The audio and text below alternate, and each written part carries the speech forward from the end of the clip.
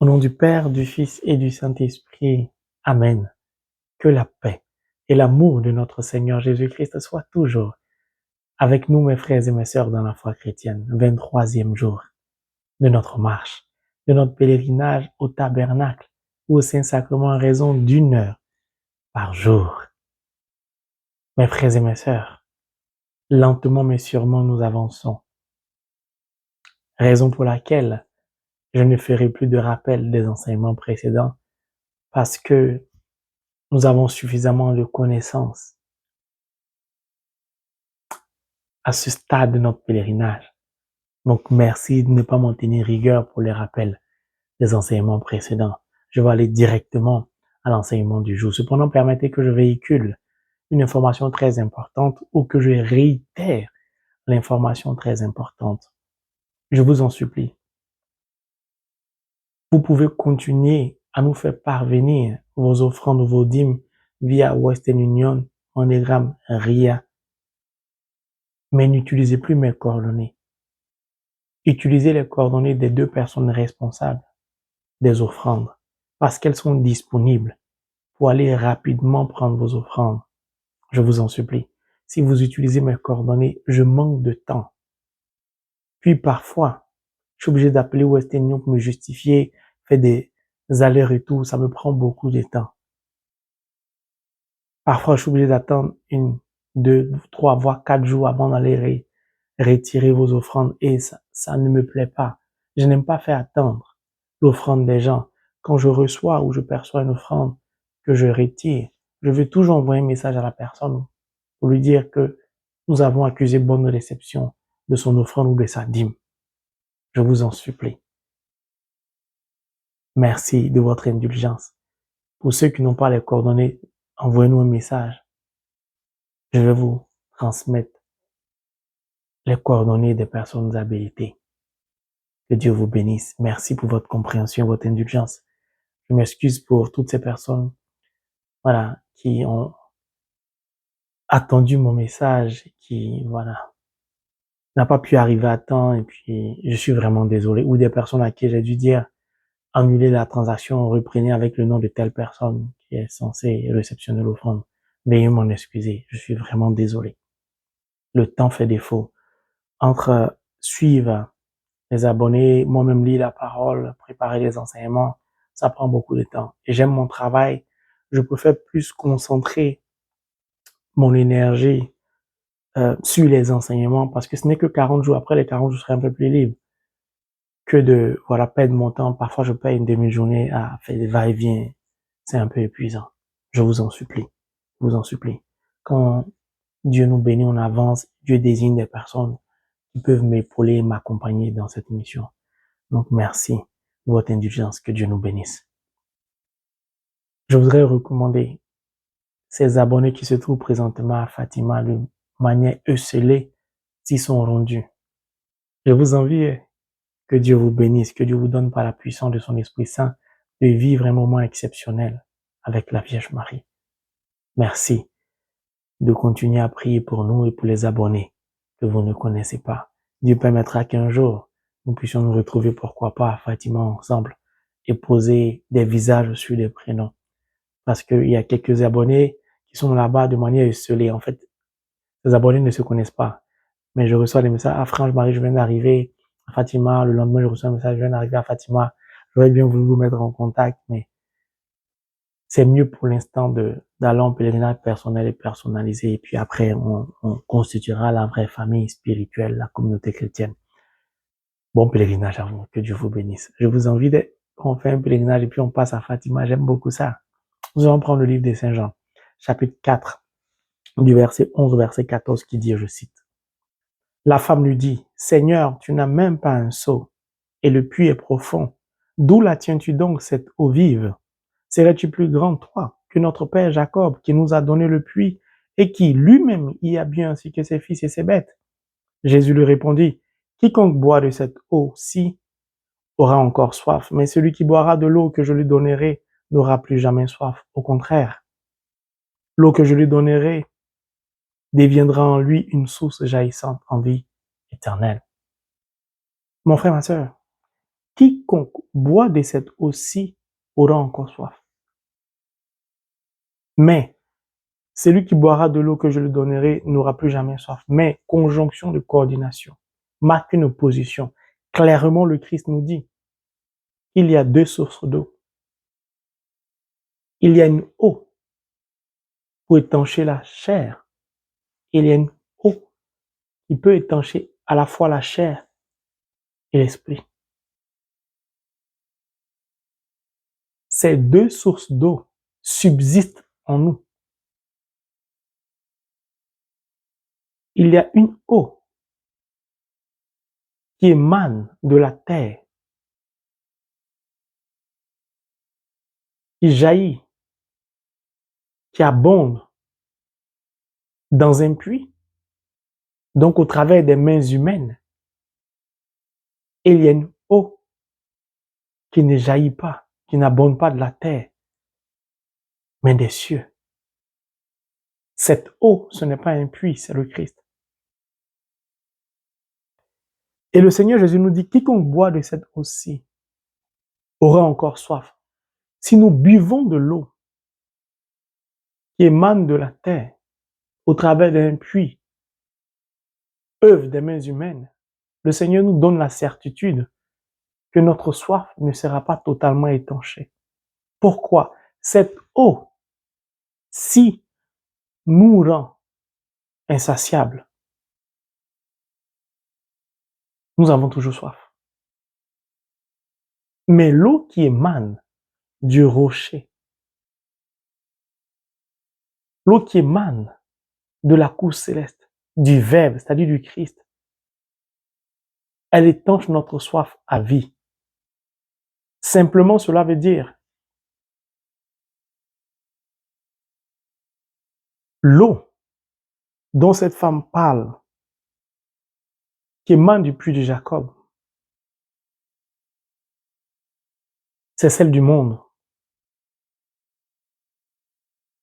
Je nais, je vais à l'école, je suis diplômé. Je cherche un travail, j'obtiens un travail. Je suis payé un montant X. Au bout de quelques mois, de quelques années, je veux un poste supérieur avec un salaire X plus 1. Je vais être chef de service, chef de département, directeur financier. Je veux un salaire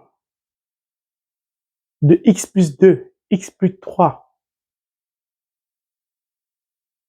Je veux me marier, je rencontre une femme, je l'épouse, je veux avoir des enfants, j'ai des enfants. J'achète une maison, j'achète une voiture, j'achète un terrain, je construis un immeuble, je mets en location. J'achète un deuxième terrain, j'achète une autre maison, un duplex. J'envoie mes enfants dans les meilleures universités.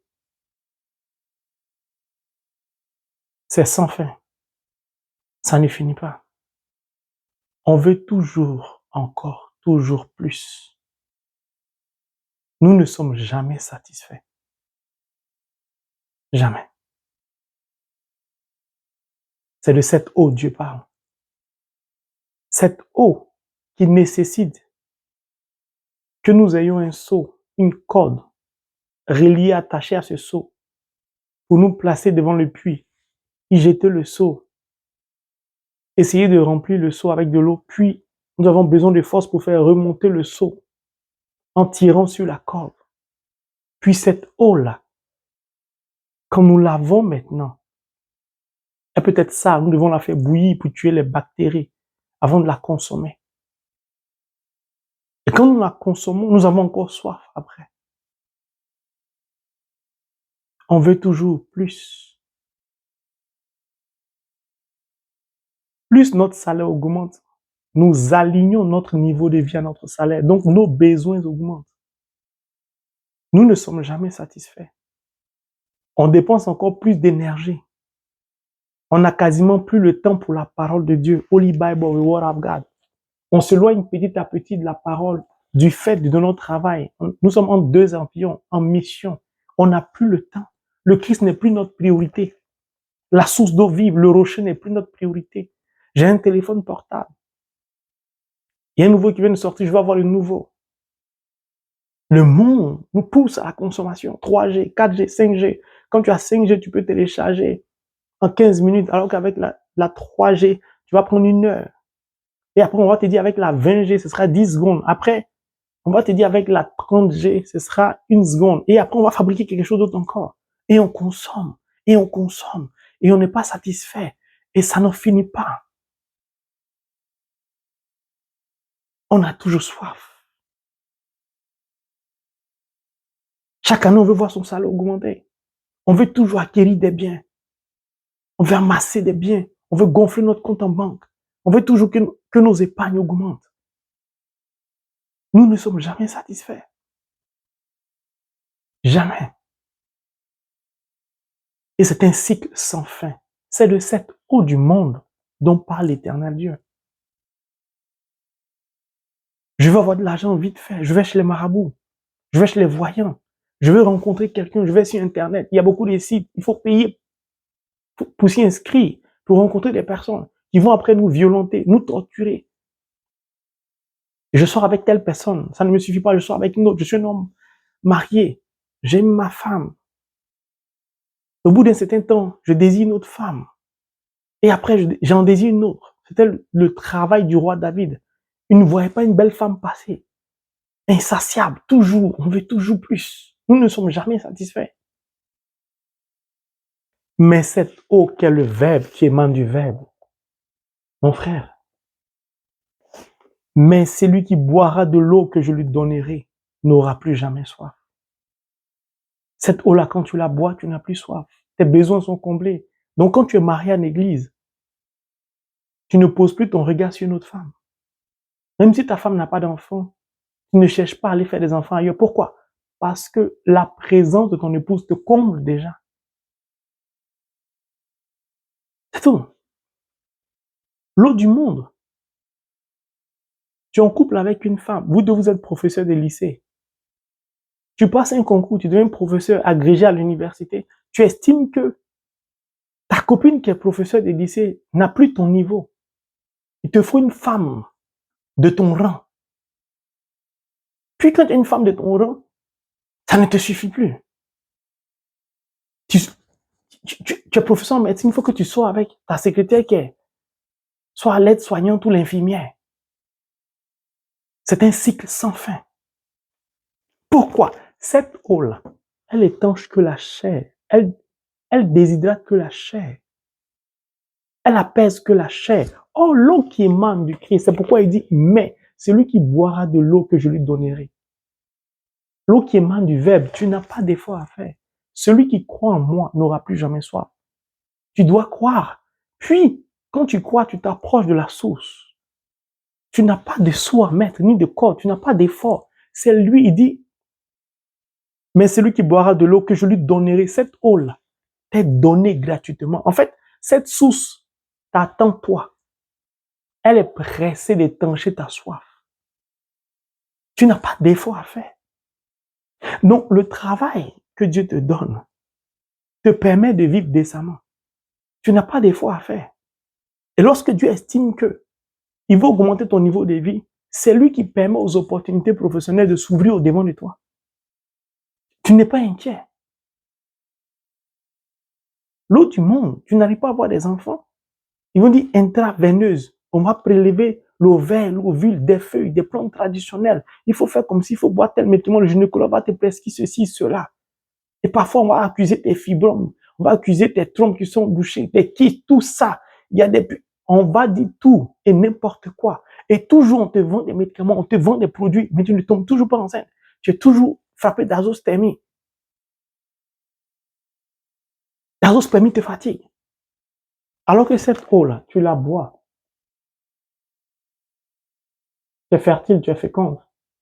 Tu n'es plus malade. Tu peux avoir des enfants. Mais cette eau-là, le monde n'en veut pas. Parce que cette eau se partage. Quand l'eau du monde, ce sont tes efforts. Tu dois toujours travailler plus. On fait travailler des sans-papiers. Mais on refuse de les régulariser. Mais on préfère les payer moins cher. On a besoin d'eux, mais on les traite comme les moins que rien. Tu n'aimes pas, mais tu laisses pas. Tu veux te marier, tu as rencontré un homme, tu es marié. Maintenant, tu veux une villa. Maintenant, tu veux des bijoux. Ça ne finit pas. Alors aujourd'hui, le Seigneur te pose la question. À quelle source voudrais-tu t'abreuver? Celle du monde, avec tes efforts, ou celle du Verbe, sans effort? Celle du monde, qui ne peut qu'apaiser et étancher ta soif charnelle, ou celle du Verbe, qui étanche à la fois et ta chair et ton esprit? La réponse t'incombe, mon frère, ma sœur. Que le Saint-Esprit t'éclaire, afin que tu opères le bon choix. In the name of Jesus Christ. Amen.